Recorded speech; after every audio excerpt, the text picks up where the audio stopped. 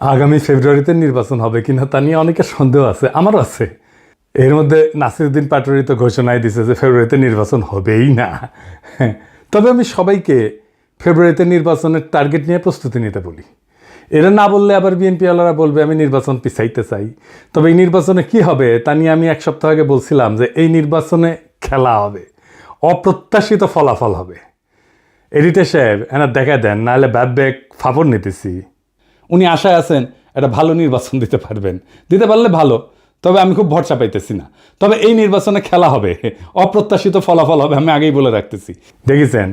আর আল্লাহর কি কাম, এটা নতুন জরিপ আসিছে। আসেন আমরা আগে সেই জরিপের ফলাফলটা দেখে আসি। 12% মানুষ বিএনপিকে ভোট দিবি বলিছে, 10.4% মানুষ জামাতে ইসলামীকে ভোট দেবে বলিছে, মানে 10.5% মানুষ। 7.3% মানুষ আওয়ামী লীগকে ভোট দেবে বলিছে, এবং 2.8% মানুষ, মানে প্রায় 3%-এর মতো মানুষ এনসিপিকে ভোট দিবে। তবে কাকে ভোট দিবে এ বিষয়ে এখনো সিদ্ধান্ত নেয়নি 48%-এর বেশি মানুষ। অন্যদিকে জরিপে কাকে ভোট দিতে চায় তা বলতে রাজি হয়নি 14.4% মানুষ। এটা BRAC institute of governance and development BIGDর একটা জরিপ। 8 মাস আগে গত অক্টোবর মাসে একই প্রশ্ন করা হয়েছিল এবং এরাই এই স্টাডিটা করছিল। সেখানে 16.30% মানুষ বিএনপিকে ভোট দিতে চাইছিল। এইটা স্যার গতবার আর এইবারেরটা একটু পাশাপাশি দেখেন, তাহলে বুঝবে যে কেমন কমিছে। 11.30% মানুষ জামাতকে ভোট দিতে চাইছিল এবং 2% মানুষ এনসিপিকে ভোট দিতে চাইছিল। তার মানে জরিপ অনুযায়ী 8 মাস পরে বিএনপি এবং জামাতের ভোট কমিছে, এনসিপির সামান্য কিছু বাড়িছে। তবে 62% মানুষ এই রাজনৈতিক দলগুলোকে ভোট দেবে না, তাই না? কারণ তারা হয় বলতে রাজি হয়নি, অথবা তারা এখনো সিদ্ধান্ত নেয়নি। এরা এই 1 বছরে তাদের উপর থেকে আগের সমর্থন সরাই ফেলছে, আরও ফেলবে। বিএনপির জনসমর্থন, দলের জনসমর্থন 26.32% কমিছে। হে প্রভু হরিরাম কৃষ্ণ জগন্নাথ প্রেমানন্দী, ইয়া ক্যা হুয়া? এডিটর সাহেব অরিজিনালটা শুনে দেন একটু। हे प्रभु हे हरि राम कृष्ण जगन्नाथ प्रेमानंदी, ये क्या हुआ? गलाव में पानी आ गया, गामछा भी खुल गया मेरा, लेंटी ये देखिए। হ্যাঁ, সাপ্রি ইনস্টিটিউট অফ ক্রিটিক্যাল থিঙ্কিং এর হোয়াটসঅ্যাপ শাখার গলা পর্যন্ত পানি আগা। বিএনপিকে জিততে পারবে, তারা মনে করতেছে পারবে, কারণ আওয়ামী লীগের এই 7.3% ভোট তারা নিবে। কিভাবে তারা এটা নিবে, কৌশল কি? আসেন সেটা একটু বুঝে দেখি।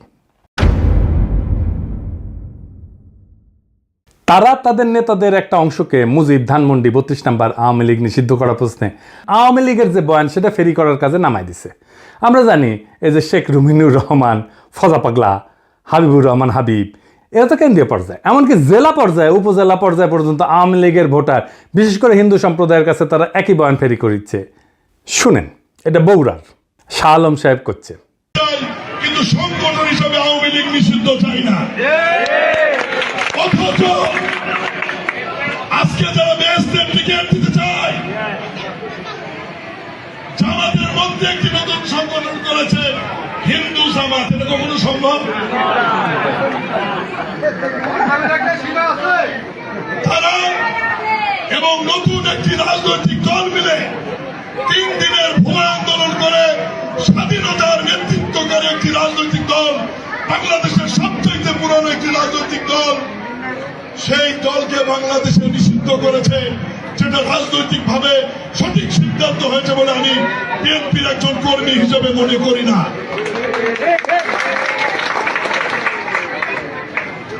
এই বাংলাদেশের ইতিহাস লিখতে গেলে মহান স্বাধীনতার ঘোষক শহীদ রাষ্ট্রপতি জিয়াউর রহমানের নাম লিখতে হবে।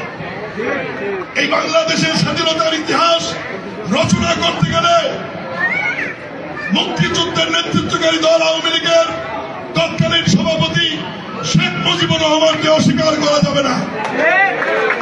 এই 2 নেতাকে অস্বীকার করে নতুন বাংলাদেশ বিনির্মাণের কথা বলে, তো তাতে হয়তো এই 7%-এর 4-5% ভোট পাইতেও পারে, কিন্তু এটা পাইতে গিয়া আরো 8-10% নিজস্ব ভোট সে হারাবে। তাহলে আসলে রাষ্ট্র ক্ষমতায় কে যাবে? আপনারা বুঝতে পারতেছেন যে যারা এখনো সিদ্ধান্ত নেয়নি কাকে ভোট দেবে এবং যারা বলতে চায়নি, তারাই আসলে ঠিক করবে কারা রাষ্ট্র ক্ষমতায় যাবে। তো যাই হোক, এইটা আলোচনাটা বিস্তারিত আসার আগে বিএনপি দলটা কিভাবে ফাংশন করে সেটা একটু বুঝাই। তাইলে এই যে কেন এই রুমিনুর রহমানরা এই কাজ করে এটা বুঝতে পারবেন, এবং কিভাবে তারেক রহমানের নিরঙ্কুশ নিয়ন্ত্রণ নিশ্চিত হয় দলের মধ্যে এটা বুঝতে পারবেন। আর এই পদ্ধতিটা বিএনপির সবচেয়ে বড় দুর্বলতা। আমি এটা বিএনপির সাথে কাজ করতে করতে গিয়ে আবিষ্কার করেছি। আসেন দেখি এটা কেমন। বিএনপিতে দুইটা কাজ করে। এক, সোশ্যাল কনফ্লিক্ট, যেটা সমাজে যে দ্বন্দ্বটা আছে সেটাকে ইন্টারনালাইজ করে ফেলে, মানে সেটা নিজের ভিতরে ঢুকে ফেলে, দলের ভিতরে ঢুকে ফেলে। মানে ধরেন সমাজে আওয়ামী লীগের রাজনীতি চলবে কিনা, এটা নিয়ে একটা দ্বন্দ্ব আছে, তো সেটাকে সে দলের মধ্যে নিয়ে ফেলে। আওয়ামী লীগের রাজনীতি করা উচিত এমন একটা দল তৈরি করে নিজের দলের মধ্যে এই মত প্রচার করবে, আর তার বিপরীতে আরেকটা দল তৈরি করে যারা ভিন্ন মত প্রচার করবে। এটি হইতেছে এক্সটার্নাল কনফ্লিক্টকে ইন্টারনালাইজ করা। কি সুবিধা পায় এতে? সে মনে করে যে এক্সটার্নাল যে কনফ্লিক্ট এটা তো ম্যানেজ করা ডিফিকাল্ট, এক্সটার্নাল কনফ্লিক্টকে আমি যদি ইন্টারনাল করে ফেলি সেটাকে আমি কন্ট্রোল করতে পারবো ইজিলি, কারণ আমি তো নেতা, আমার কথা দুই পক্ষই শুনবে। তো আমি এই আলোচনাটা দলের মধ্যে থেকে করব এবং আমি এটাকে নিয়ন্ত্রণ করব। বুঝতে পারছেন? মানে সমাজের যে বিতর্ক সেটা আমি নিজের দলের ভেতরের একটা ইন্টারনাল বিতর্ক করে ফেলবো। দলের ভেতরে যদি আমি ইন্টারনাল, সমাজ তো আমার কথা শুনে না, তো দলের ভেতরে যদি আমি ইন্টারনাল কনফ্লিক্টটা নিয়ে আসি তাহলে দলের লোক সবগুলো আমার কথা শুনতে বাধ্য হবে। আর একটা বিষয় হইতেছে যে এরা একজনকে আরেকজনের পিছিয়ে লাগিয়ে দেয়। এই যে কনফ্লিক্টটা দলের ভেতরে নাই সেটা তৈরি করে। আমাকে এই যে ওয়াহিদুজ্জামান অ্যাপোলো একদিন বলে ফোন মেরা যে বিএনপির অনেক লোক বলে যে আপনি রয়ের এজেন্ট। হ্যাঁ, তার মানে কি বুঝেছেন? তো তার মানে এটাই যে শুনে হয় আমি বিব্রত হব বা সংকুচিত হব বা ভয় পাবো, এবং আমি একটা আশ্রয় খুঁজবো, এবং আমাকে এমন একটা মহাশক্তির কাছে পাঠাবে যে আমাকে আশ্রয় দেবে, অথবা সেই আশ্রয় দেবে। তার মানে বুঝেছেন তো? বা সেই বলবে আরে ব্যাপার না, আমি দেখতেছি, আমার উপরে ছেড়ে দেন। হ্যাঁ, তো সে তার দলের লোকদের উপর আনুগত্যটা কেনে, তারা এটা চাপে ফেলে ভয় দেখায় আনুগত্য আদায় করে। এটা বিএনপির কৌশল। যাই হোক, এই যে এক্সটার্নাল কনফ্লিক্টটাকে ইন্টারনালাইজ করে ফেলা, এটা তার নির্বাচনে আওয়ামী লীগের ভোট টানার একটা কৌশল। তো যাই হোক, এখন এই যে নির্বাচনী জরিপ, এটার প্র্যাকটিক্যাল ফলাফলটা কি? প্রথম ফল হইতেছে বিএনপি আগামী সরকার গঠন করতে পারছে কিনা এটা বিরাট সন্দেহের মধ্যে পড়ে গেল। ধরেন এনসিপি আর জামাত ঐক্য হইল, ওইদিকে বিএনপি নিজের ভোটের সাথে আওয়ামী লীগের ভোট আর জাপার ভোট মিলে একটা হাড্ডাহাড্ডি লড়াই হইল। তাও কি বিএনপি বা এনসিপি জামাত ক্ষমতা আসতে পারতেছে? না, পারতেছে না। কারণ 62.5% মানুষ জামাত, বিএনপি, এনসিপি কাউরেই, এই 62.5%-এর ভয়েস হয়ে উঠতে পারবে যারা, তারাই আগামী সরকার তৈরি করবে। তাইলে কিভাবে এটা গড়ে উঠবে? বাংলাদেশ একটা রাজনৈতিক ফ্রন্ট গড়ে উঠবে। প্রকৃতি শূন্যতা পছন্দ করে না। এই 62% মানুষের একটা ফ্রন্ট গড়ে উঠবে। এই মানুষকে ভয়েস দিতে হবে। এই ফ্রন্ট দেশের নির্বাচনে জিতে আসবে। কিভাবে? ধরেন কয়েকটা ব্রড ইস্যুতে যদি একটা ঐক্য হয়। 1 নাম্বার, বাংলাদেশে ভারতীয় আধিপত্যবাদের অবসান হবে। 2 নাম্বার, স্বাধীনতা, সার্বভৌমত্ব, জাতীয় মর্যাদা এবং আঞ্চলিক অখণ্ডতা অক্ষুণ্ণ রাখতে হবে। 3 নাম্বার, আওয়ামী ফ্যাসিবাদের চিরস্থায়ী অবসান ঘটাইতে হবে। 4 নাম্বার, একটা ইনসাফ ও সাম্যের বাংলাদেশ বানাইতে হবে। তো এই ইস্যু নিয়ে যদি ফ্রন্ট হয় তাহলে এই 62.5% সেই ফ্রন্টের সাপোর্টার হয়ে যাবে। এন্ড কইতে পারেন এমন কোনো ফিগার আছে যে এই ফ্রন্টের নেতৃত্ব দিতে পারবে? আছে, অনেকেই আছে। আমি আজ একজনের নাম বলবো, মাহমুদুর রহমান। উনি এই ফ্রন্টের নেতৃত্ব যদি দেন সবাই ওনার পাশে এসে দাঁড়াবে। ইলিয়াস কনক, পিনাকির কথা বাদই দেন, এরা মাহমুদ ভাই আওয়াজ দিলে ঝাঁপে পড়বি। এর বাইরে হেফাজত, ইনকিলাব মঞ্চ, আপ বাংলাদেশ, এবি পার্টি, ইসলামী শাসনতন্ত্র আন্দোলন, এরা সবাই এসে দাঁড়াবে। এটাই হয়ে উঠবে রাজনীতির মেইন স্ট্রিম। এনসিপি আর জামাতের কোনো অপশন থাকবে না এই ফ্রন্টে জয়েন না কইরা। বিএনপিও আসতে পারে এই ফ্রন্টে, স্বাগত জানাই আমরা। এই ইস্যুতে ঐক্য হইলে ওয়াই নট, কিন্তু সিট যা দেব মাইনা নিতে হবে। এই ফ্রন্ট মানে বিএনপির বিরুদ্ধে যাওয়া না, কিন্তু বিএনপির বিরোধিতা করাও না, বরং অ্যান্টি ফ্যাসিস্ট, অ্যান্টি ইন্ডিয়া সমস্ত শক্তিকে একটা কমন গ্রাউন্ডে নিয়ে আসা। আমি তো চাই বিএনপির আলতাফ হোসেন চৌধুরী ভাই উনি জিতে আসেন, ইয়াংদের মধ্যে শহীদুদ্দিন চৌধুরী এনে জিতে আসুক, আমি এটা চাই। কিন্তু রুমিন ফারহানা হারুক, হাবিবুর রহমান হাবিব হারুক, ফজা পাগলা হারুক। আমি যদি ইলেকশনের আগে দেশে যেতে পারি, আমি আলতাফ ভাইয়ের এলাকায় গিয়ে ক্যাম্পেইন করে দিয়ে আসবো, যেন উনি যেতে ধানের শীষের ক্যাম্পেইন করে দিয়ে আসবো। আমার ক্যাম্পেইনের দরকার নাই ওনার জেতার জন্য, উনি এমনি জিতবেন, কিন্তু আমি যাব আমার নিজের মনের শান্তির জন্য যাব, যে আমি আলতাফ ভাইয়ের ইলেকশনে কিছু কাজ করেছিলাম। তো এই যে ফ্রন্ট, এর ফ্রন্টের সুবিধা কি হবে? এই ফ্রন্টে রাজনৈতিক দলের মাতবরি থাকবে না। রাজনৈতিক দলগুলোকে কিন্তু দেশের মানুষ পছন্দ করে না, বিশ্বাসও করে না। সেজন্য রাজনৈতিক দল অ্যান্টি হাসিনা লড়াইয়ের নেতৃত্ব দিতে পারেনি। এটা মাইনে নিতে হবে সবাইকে। এই ফ্রন্ট 2024-এর বিপ্লব যারা করছে সেই রকম একটা জনগণের ফ্রন্ট হইয়া উঠবে। রাজনৈতিক দল যা খুশি তাই করতে পারবে না। এনসিপির বালখিল্যতা, জামাতের রাজনৈতিক ভুল, অন্য ছোট দলের ন্যাশনাল ইম্প্যাক্ট তৈরি করার অক্ষমতা সব দূর হয়ে যাবে।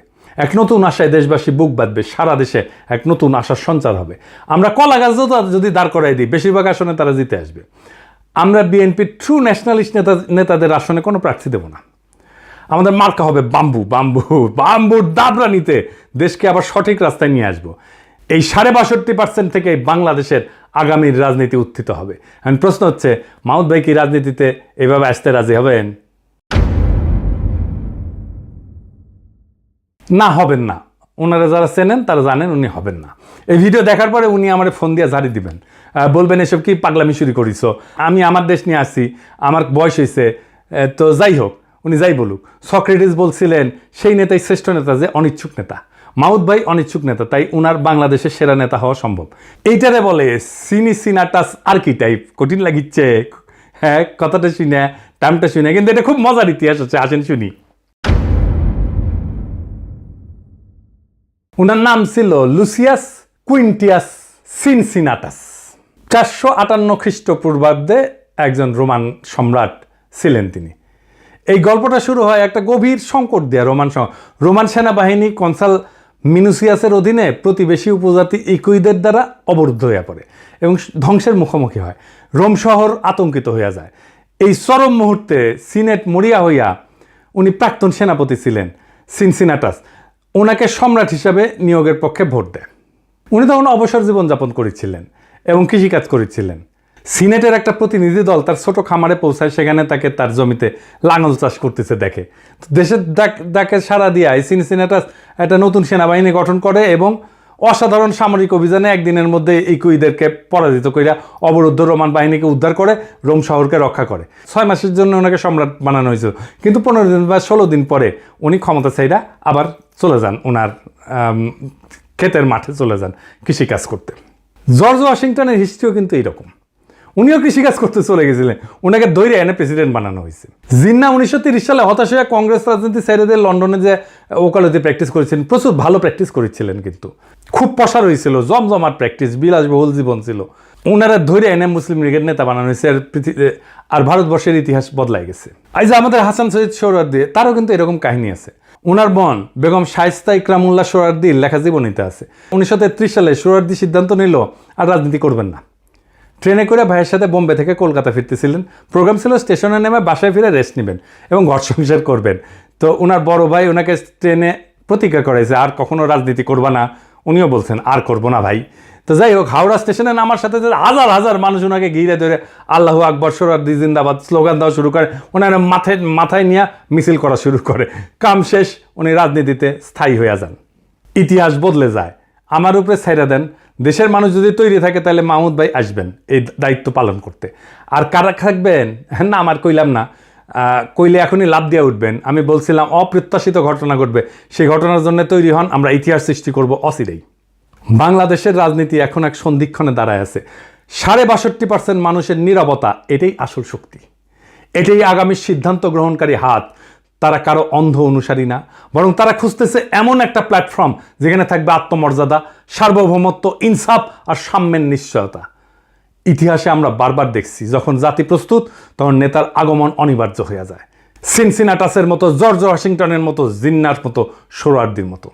সেই নেতা হয়তো এখনো মাঠে নাই, কিন্তু মুহূর্ত আসলেই ইতিহাসের পাতা থেকে উঠে আসবেন তিনি। আমাদের করণীয় একটাই, নিজেদের প্রস্তুত করা, মানুষের মনে আশার শিখা জ্বালায় রাখা এবং সেই 62% মানুষকে এক কণ্ঠে, এক পতাকার নিচে, এক স্বপ্নে ঐক্যবদ্ধ করা। এটাই হবে বাংলাদেশের নতুন ভোর, নতুন সূর্যোদয়। এটাই হবে সেই মুহূর্ত যখন আমরা ইতিহাসের বইয়ে নিজেদের নাম লিখব, শুধু দর্শক হিসাবে না, বরং সক্রিয় অংশগ্রহণকারী হিসাবে, রাজনৈতিক এজেন্সি হিসাবে, রাজনৈতিক শক্তি হিসাবে। তৈরি হন, সময় আসছে আবারও 2024-এর মতো। ইতিহাস ডাক দিচ্ছে নতুন ইতিহাস লেখার। সেই ইতিহাস আমরা লিখব একসাথে। ইনকিলাব জিন্দাবাদ।